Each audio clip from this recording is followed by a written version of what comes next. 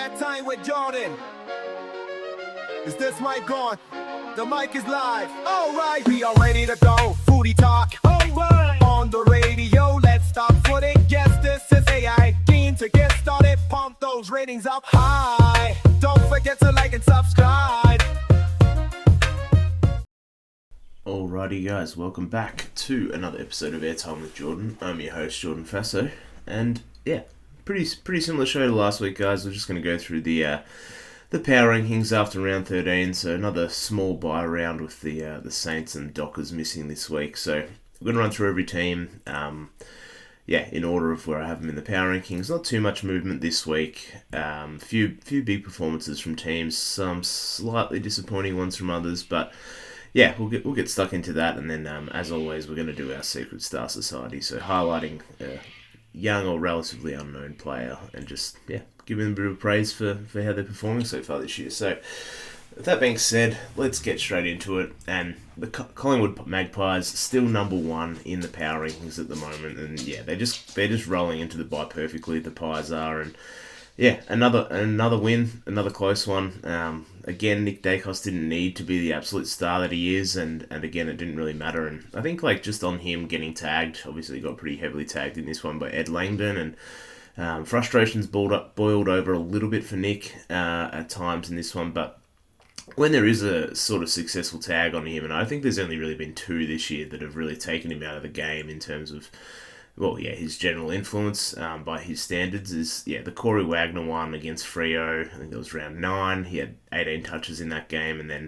then against Melbourne this week, he had obviously Ed Langdon following him around, and 19 touches for Nick. So they're the only two where he's been sub 20 on the year. That first game against GWS, I'm not really going to count. I think the whole Collingwood team really didn't show up for that one, but yeah, I think that from the two, something that you've seen from those two times where he's been tagged is they're really trying to put him up forward and free him up a little bit. And I think that although it's frustrating for Nick getting these tags, that it's absolutely going to be good for him in the long run, because we already know what he can do across half back. That's sort of where he started his career, and the stardom really took off when he was playing across half back. He's been moved into the midfield. He's been very good there as well. I still hold firm that his best position is off half back, but I think that as he continues to develop, he's inevitably going to spend a lot of time through the midfield, which with that position at across half-back, you're going to cop a lot of taggers. So, and especially when you're that good, he's obviously going to cop it. So if he is able to develop his forward game enough, and that's what I'm saying, it is a good thing that he is going to have to be forced to play up there to break tags at times this year, that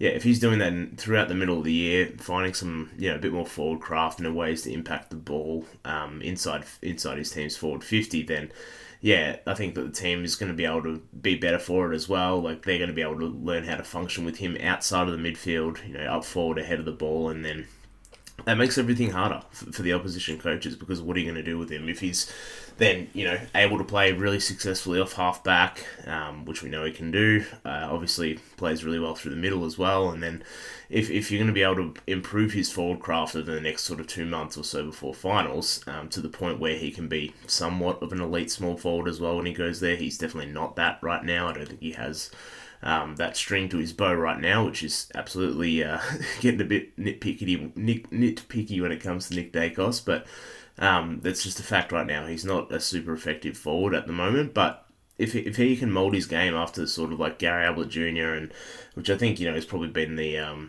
you can see his game's quite heavily influenced by Gary with just the size in general, but being able to be clean inside 50, take. I don't think he's going to have the contested marking game that Gary Ablett ever did, but, being able to be clean and inside 50, take, opportunities that, just come your way out of packs or out on the lead and things like that. I think that, he's going to really help the team if he can sort of add that bow to his, add that string to his bow, so to speak. So, I think that although frustrating for him at the moment and probably not putting up the numbers that you'd probably expect, and he was heavily favoured to win the Brownlow this year, I don't think that's necessarily going to happen with the extra attention that he's had. But it's coming in a year where Collingwood are looking like the best team, and if he's able to add certain parts, different elements to his game, then he's going to be better for it in the long run. And Collingwood rolling into the bye on a 5-game win streak, and then after the bye they've got St Kilda, West Coast and Carlton in that order. Those being your next 3 games is a great run that really, if they're able to rattle off 8 in a row here, that's probably going to wrap up their top 2 hopes, and that's a huge advantage for the Pies, of course, having that home home finals advantage, home advantage throughout the finals. Sorry, so yeah, be pretty happy if you're a Pies fan heading into the bye at the moment, I think. Brisbane, they're still number 2 on my board. They're disappointing to drop this one after winning pretty much every statistical category against the Crows, and quite honestly, they smashed them in pretty much every facet of this game. But yeah, the thing that played against them most, maybe, that you could sort of point to, is the Crows' ability to transition the ball from their defence. But I think that's mainly in what I'm talking about is the Crows had a big margin of victory in terms of scores on the board, with scores generated from the defensive half, so they were 38-13 in that category. But that's partly just because of the amount of inside 50s that the Lions had in comparison to the Crows in the game, so they obviously had more opportunities to go from defensive half to score.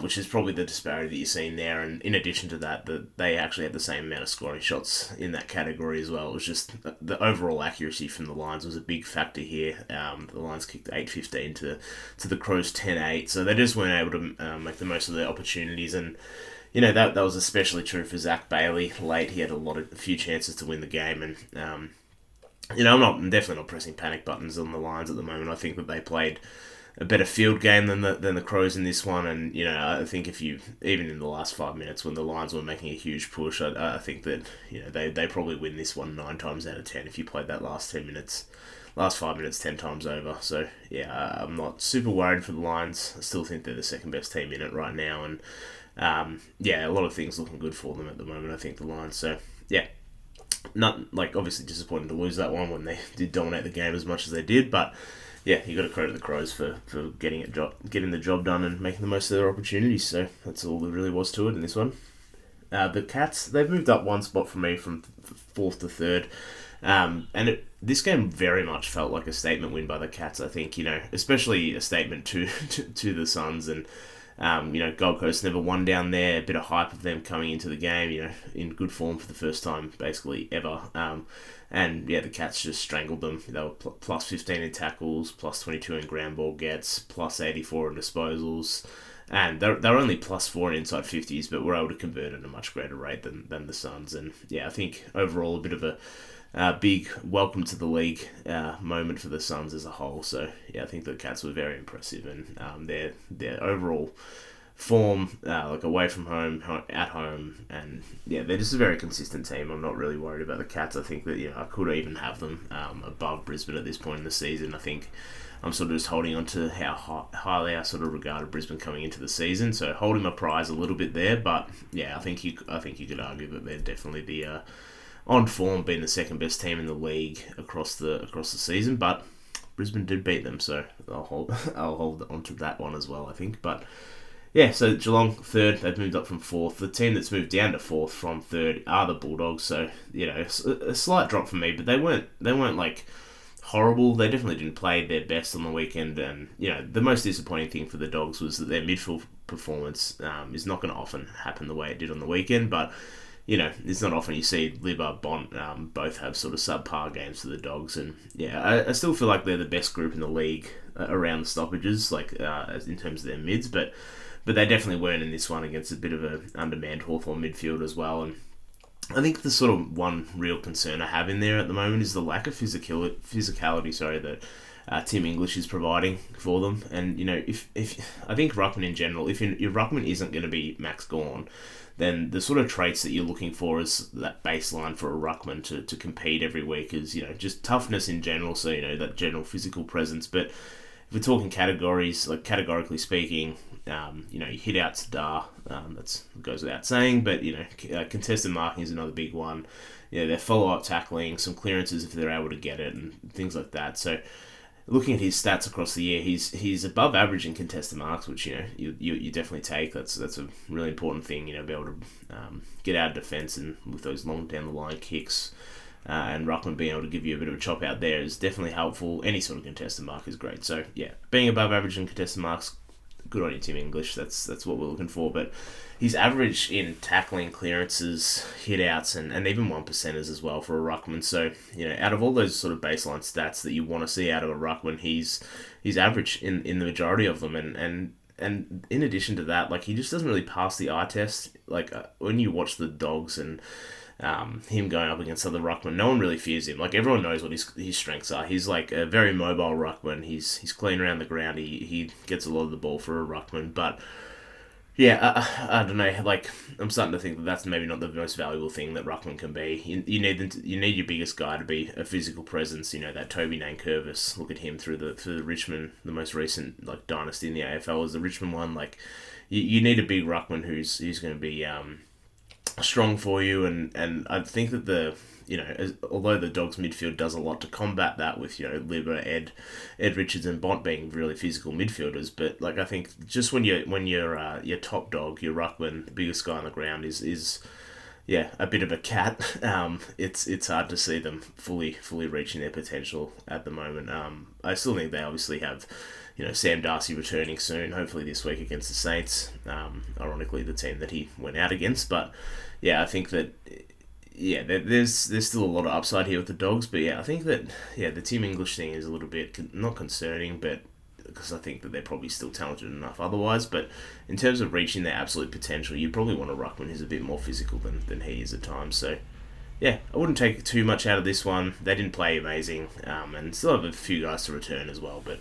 I think that for me on the Dogs, it was just a bit of a mulligan for them on this one. Nothing too crazy. I'm not going to lower my colours on them too much, but yeah, that's sort of where I'm at with the Doggies. So yeah, coming in at 5, no move from last week for me are the Adelaide Crows, and just on them to start. Like, how much would every team love a Ben Keys? He's just demolished poor 36, 37-year-old Dane Zorko, whatever he is now, but who when asked to defend, like, can often get beaten at his age and size in general. Like, that is Dane Zorko I'm talking about, of course. But, also have a bit of a detrimental impact on the team. With his attitude, he becomes quite selfish. And not in terms of the kicks and stuff he takes, but just, like, giving away free kicks and, like, trying to get back at guys who are besting him in the moment. And, I think you sort of saw that on the weekend. Ben Keys was just all over him, and he's one of those guys who's like can play that defensive forward role, but doesn't. He's just a star in that role. He doesn't stop running. He plays as I said, he plays that role, but also has the ability to be the most damaging player in that role in the league, in my opinion. He kicks goals when he against the person that he's trying to limit their offensive impact from the forward half, and then he's able to find the ball a lot himself. So he kicked 3 goals on the weekend, had 20 touches as a half forward, which is just shows the work rate and impact that he's able to have on the game, especially when his first and foremost like role is to try and take Dane Zorko out of his flow and out of his game. So I think every team would really love a Ben Keys if they could have him.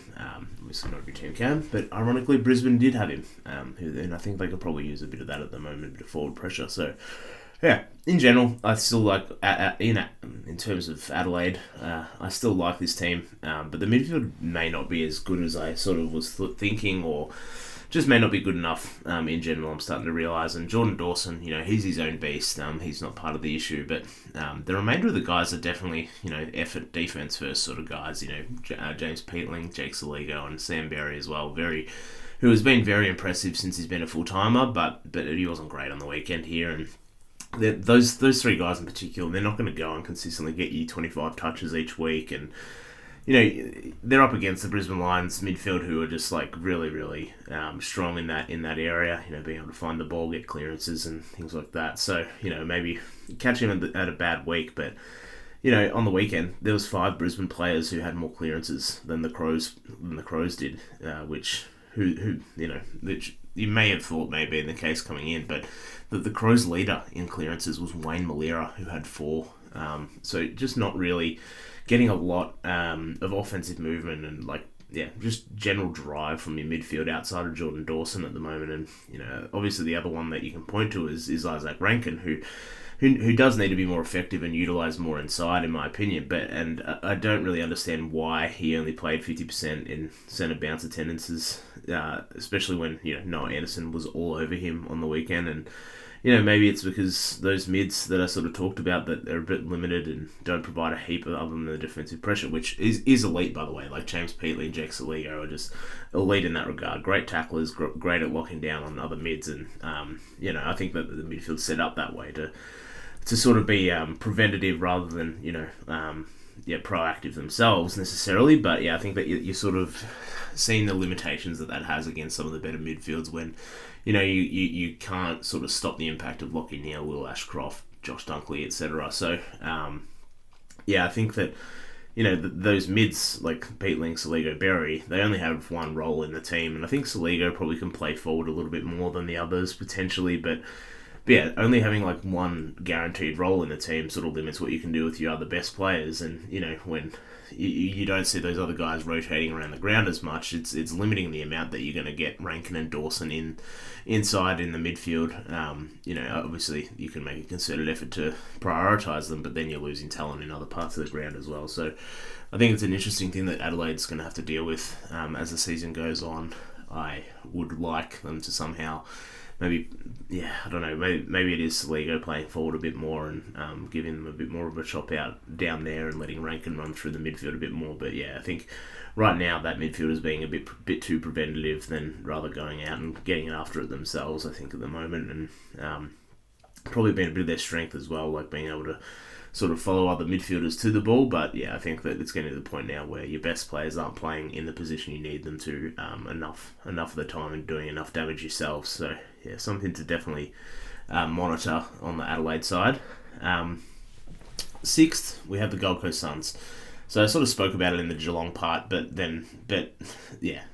definitely a bit of a welcome to the big leagues moment for the Suns, who have had some really good form coming in. There's no disputing that, but have had a lot of that on their own terms, and playing at home, playing up in Darwin and stuff. So having to finally play a contender at the contender's home ground is something that the Suns haven't really had to do outside of the Brisbane game earlier in the year at the Gabba. And I think that their run of form has, as I said, really been quite impressive, and I think they're definitely going to play finals. But the two times that they have travelled to a contender's home ground this year, which, looking at the ladder, is probably something that they're going to have to do in the finals. Like, I don't think they're finishing first or second on the ladder unless something drastically changes. So if you assume that they're going to have to do that at some point, then and you look at those two games against Brisbane and Geelong in particular, they have been a fair way off the mark in both of those games, which, both margins didn't look considerably bad on paper. It was 24 against the Cats on the weekend and 17 against Brisbane. They lost by up at the Gabba, like at the start earlier in the year, but neither game, watching them, was a particularly close contest. I don't think that you can really think that the Suns are in the same stratosphere as those teams at the moment. And I think that sort of their power ranking really reflects that too. So not really a top tier contender yet for me. Still a bit of work to do, but nonetheless, still a really impressive start to the year for the Suns, and definitely the best start that they've had in their history. So that's still a really positive year for the Suns. But I just think looking at them in the light of absolute contention at the moment is still a bit of work to do there, I think. So not looking at them completely in that light just yet. Seventh, we have Freo. They had the bye, so we're not gonna touch on them at all. Eighth, we have moving up one spot from last week are the Hawks. And my Josh Ward Secret Star Society nomination looks pretty good after last week with this performance from him against the Doggies, and it was probably his best game of his career, to be honest. So good week for me to nominate him, and hopefully this week's one gets the Secret Star nomination bump as well. But Josh Ward, 28 touches, 13 contested, 4 clearances, 444 metres gained, 7 inside 50, 7 intercepts as well. And 11 ground ball gets. So just a really, really strong game from him. And him and Jai Newcomb in particular really took it up to the Western Bulldogs midfielders, who on paper absolutely outmatched the Hawks, but not in practice. I think that they were really, really good. Josh Ward and Jai Newcomb in particular, and Colin Nash did a really good job on Marcus Bontempelli as well. So he's done that twice now in the final last year. Also shut Bont out of the game for the most part. So it seems to be a little bit of a good matchup for the Hawks at the moment with the Dogs, but obviously missing a few players, Sam Darcy most notably. But I think it's one of those things where, Sicily obviously missing this week finally with some injury concerns, so maybe he was playing. It looked like it seemed to be the case. He couldn't jump at anything, and I don't think that you can forget how to play elite footy in one off season. So I think that a combination of things with Sicily as well. Like, he's obviously playing injured, but the role that he was playing last year was more similar to Tom Barrass and Josh Battle's role particularly. So he's a little bit of a man without a role right now in the Hawks team. But I think having a few weeks off and letting his body recuperate is going to be really important, and hopefully he can find some form in the later half of the year. Josh Weddle was the other one, showing why he could be one of the most impactful players in the league with his game. He has a lot to his game at the moment. He's an absolute two-way player. He led this game in intercepts, and genuinely damaging with the ball in hand as well. Sorry, he didn't lead the game in intercepts. He led the game in disposal efficiency and kicking efficiency. So he was up above 90% there for the game, which is really, really strong.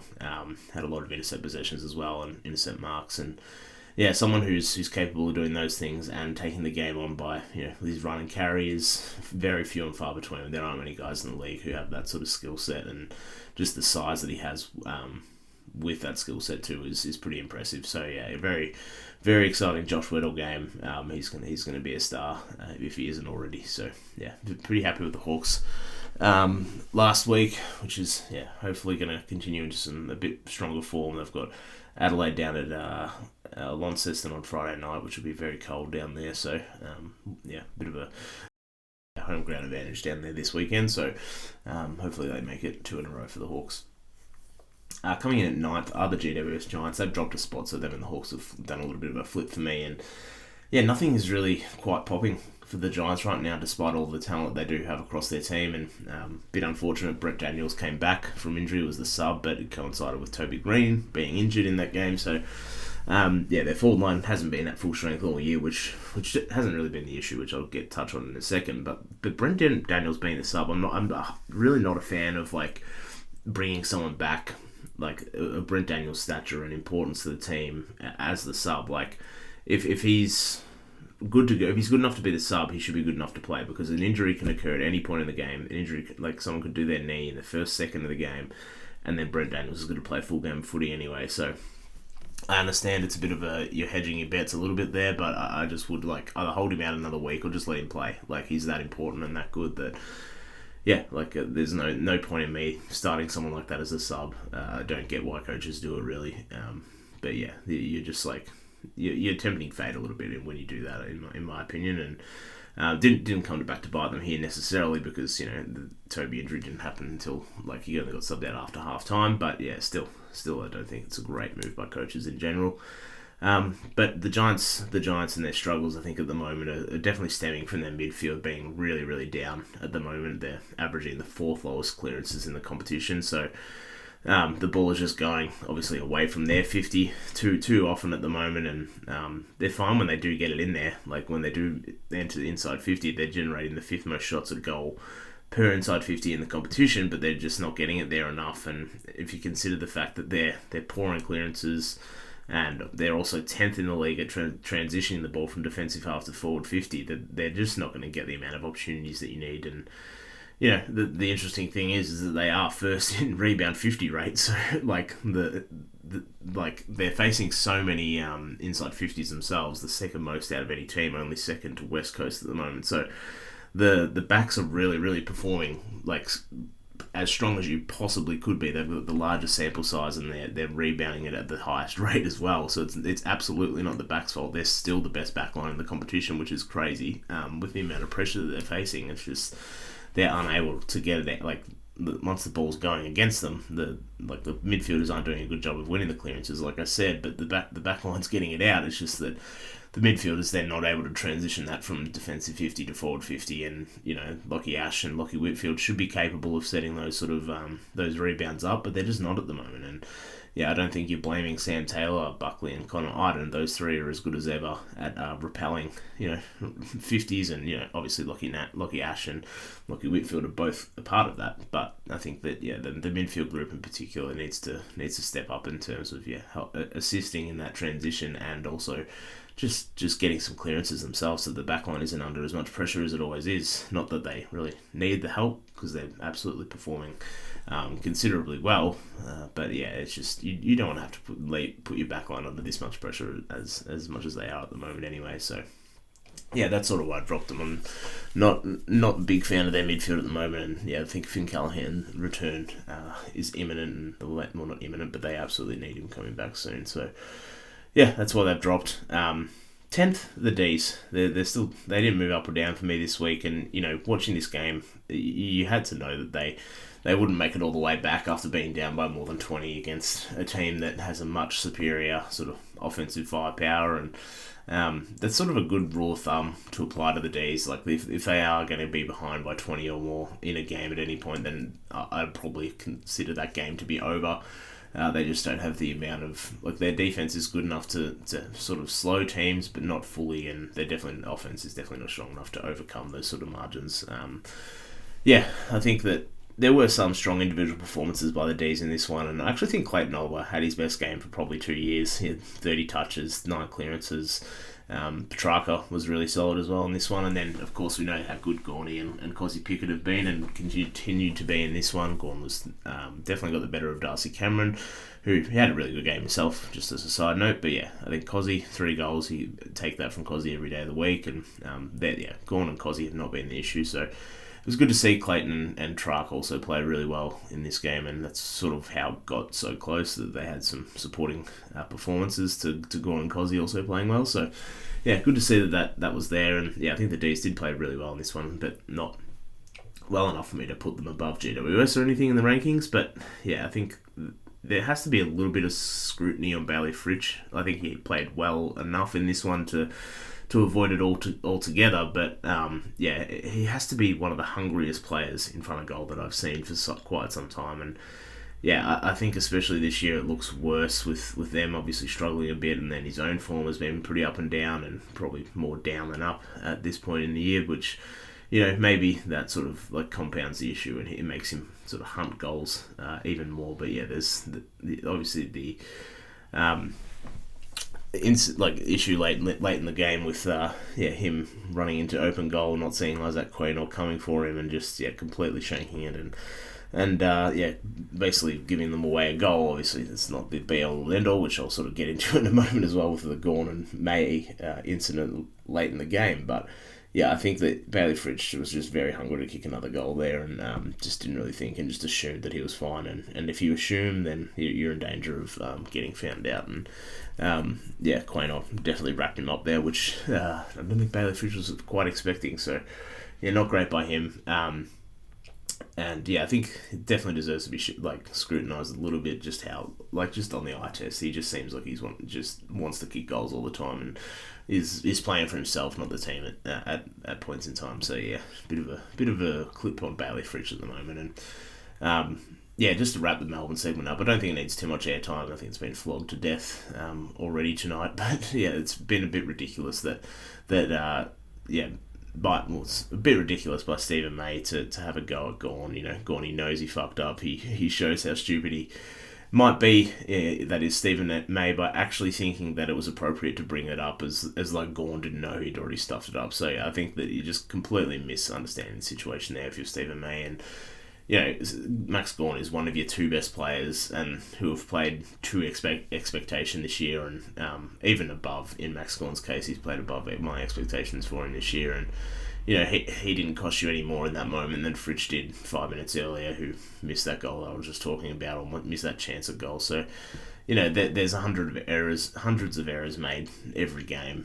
The last one wasn't the decider, and I can't believe that people are having to explain that to Stephen May, who's 33, 34 at this point in his career. He should know better than that. And that was pretty embarrassing by him on the weekend. I think that not a great showing for the D's at the end of the game there. And Max Gorn looked visibly upset by the whole situation. So Maxie definitely doesn't deserve that, as someone who's absolutely carried that team for the best part of a decade now. So yeah. That's enough on the D's, I think, and move on to Carlton. They've stayed 11th for me. But yeah, some of the best footy that the Blues have played this year has sort of been in their first halves. Of course, everyone sort of knows that, but specifically the way that they played in the first halves against the Pies and against Essendon on the weekend, I think they were their two best halves of the year, where they were willingly and making concerted effort to take those short 45-degree kicks when moving the ball. And they weren't afraid to chain handballs together as well when they needed, but it was more just the concerted effort to make those short accurate kicks, and as a result they look good when they're moving the ball and transitioning from defensive 50 to forward 50, and and not just like looking up and bowling it long. So I think that the issue that you sort of see with the Blues is when those margins do tighten, whether it's like the defense sort of reacting to them and closing those gaps and forcing them along down the line, or mentally they just sort of have their collective sphincter tighten when the game gets more competitive in the second half. But either way, the Blues in those situations are losing confidence in those kicks, which sort of results in these turnovers and these scoring barrages from opposition teams. And I think that they're at the point in the season where, even if they aren't capable of making those kicks consistently across 4 quarters, they just need to stick at that process and keep forcing the issue. Like they look good when it does come off, as you see in those first halves that I talked about, and you see a more sort of sustainable way to score when they do that. So I don't know. I would rather them just go down go down in that manner. If they aren't going to make those kicks, then so be it. But just keep doing it, keep forcing the issue, because that's the better process for the Blues in order to find a game style that's going to work for them and get better shots on goal and things like that. So instead of like reverting to them just bowling it down the line when they get a bit too much pressured or can't find those kicks, like you can switch it a few times. Like you don't have to like just go down the line the first time you get stopped, or there aren't any short options. Like you can, there are counters to those moments of pressure which they're sort of crumbling under at the moment. And if you just stick with that process, I think that's a better option than what they're doing right now and sort of collapsing in their second halves. And that's what you see when you just sort of hold on against an undermanned Essendon team who had all the momentum. And it was a win for the Blues, but it wasn't a very convincing one, I don't think. And there's a bit of work to do there still, I think. And it's just some small things as well. Like Charlie Curnow is just like, for as good as he is and as talented as he is, like I think obviously the opportunities aren't as great as they probably have been in years past with the Blues ball movement and things like that. But his lack of accountability when he's like putting pressure on as one of the more athletic key forwards, especially, like he takes no takes no pride, I guess, in making efforts to chase and things like that. Like if you compare him to, say, a Brody Myercheck, who is not as athletically gifted as Charlie Curnow, let me make that clear, but I understand Charlie's got a lot more attention defensively on him, but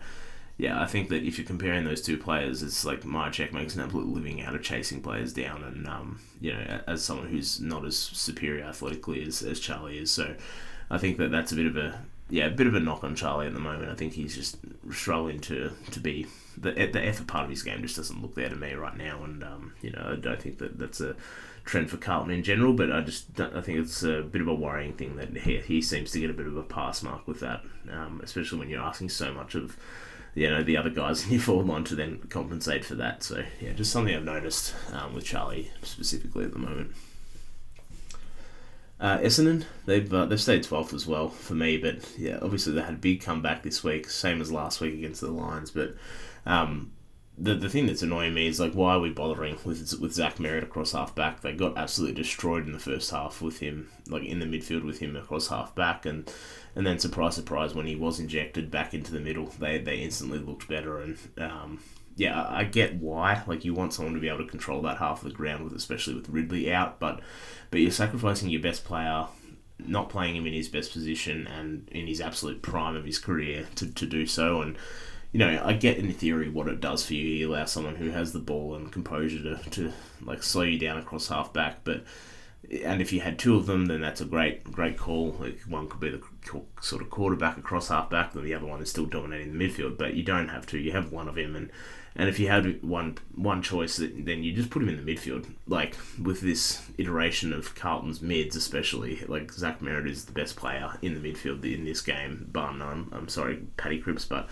Zach Merritt is better than you right now. I don't think that's really up for debate, and Zach Merritt needs to be playing on ball, especially for the team that doesn't have a lot of elite on ballers. Well, he's the only one, so Darcy Parish was back this game, so like maybe that was the thinking. Oh, that squeezes Merritt back out because Parish can only play in the midfield, but why not play Darcy Parish down back? Make him accountable, ease him back into the game, let him see it unfold from half back, and he's a seasoned player. He should be capable of making good decisions, and as I said, sort of ease him back into the AFL level. And I'm not saying Darcy Parish was bad or anything, but just schematically it makes more sense to use your best player in their best position, and especially when you have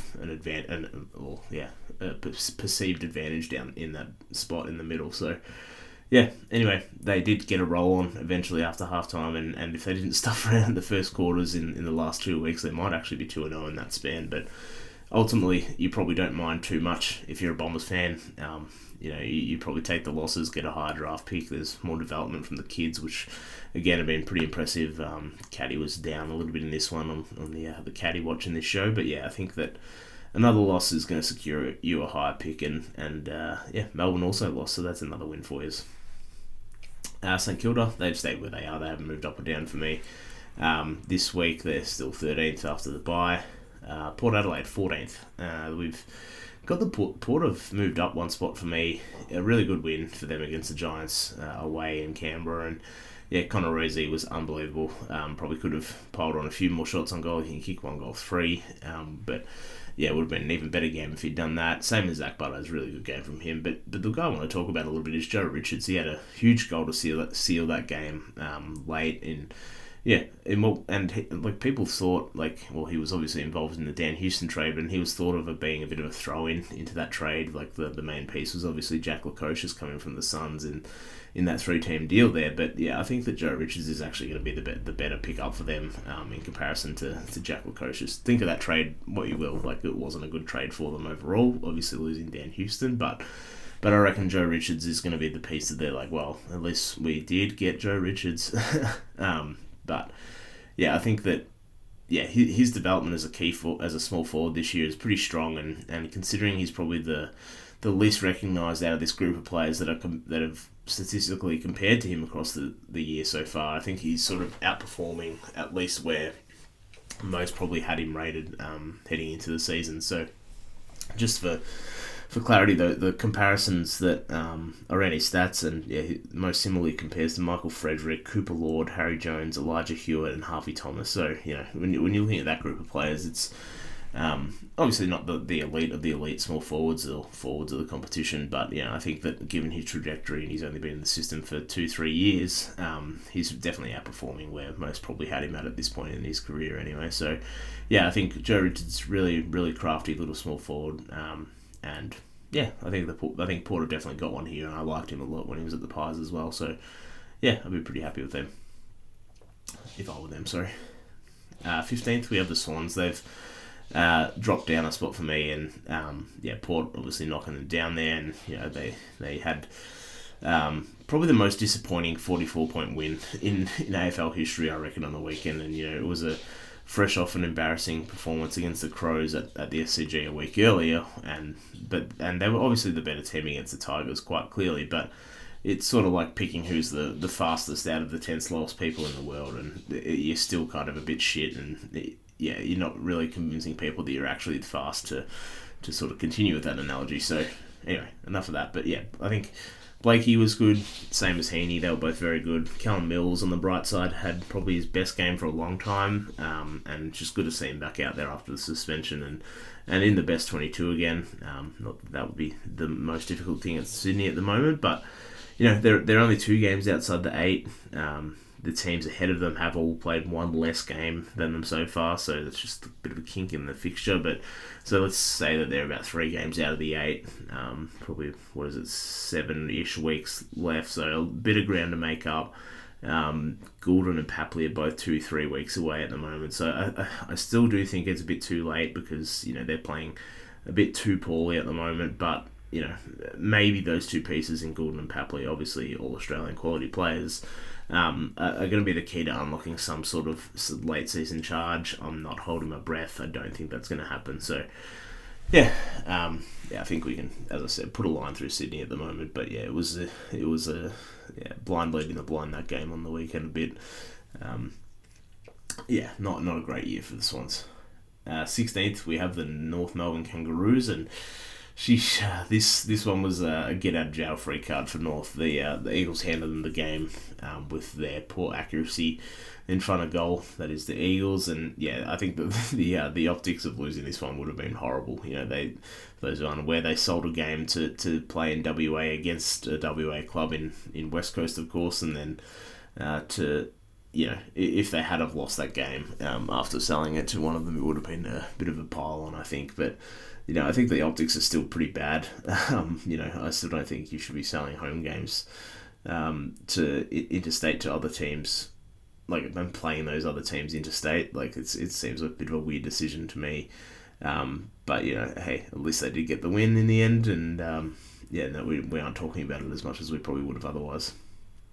17th, we got Richmond.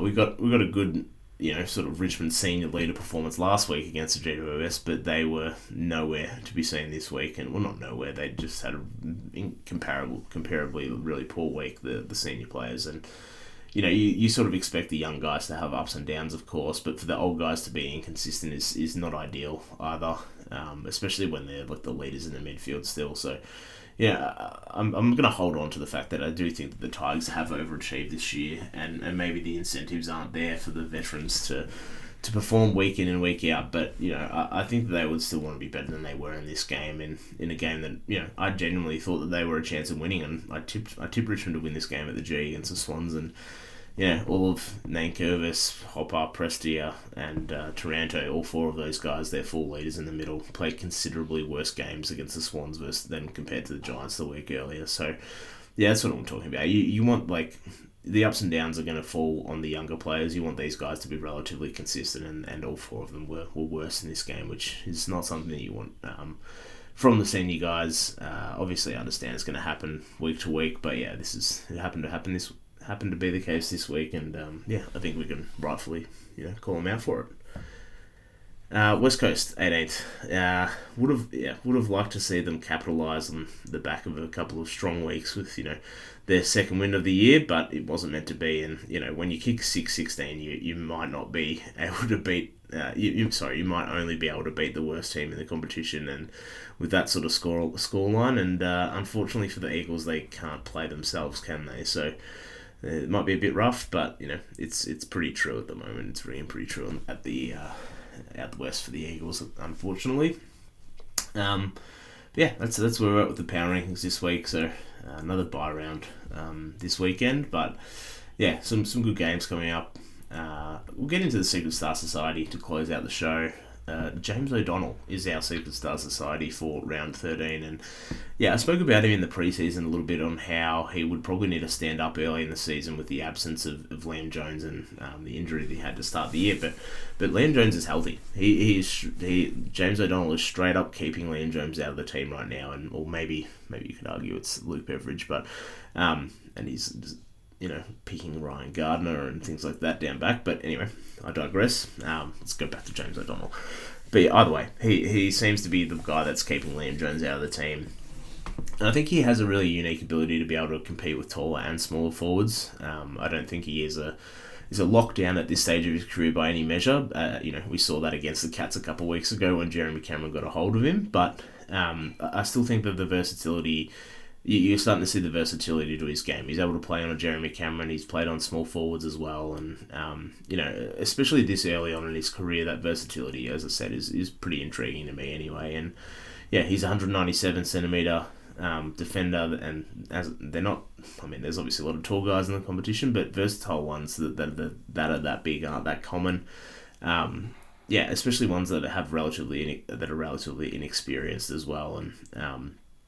I ran his stats across the season so far, and his comparisons are most closely related to Connor O'Sullivan from Geelong, Tommy Cole, Mac Andrew, and Jaden Laverde. So, a lot of hybrid defenders there, I think. You can I really like the Connor O'Sullivan one.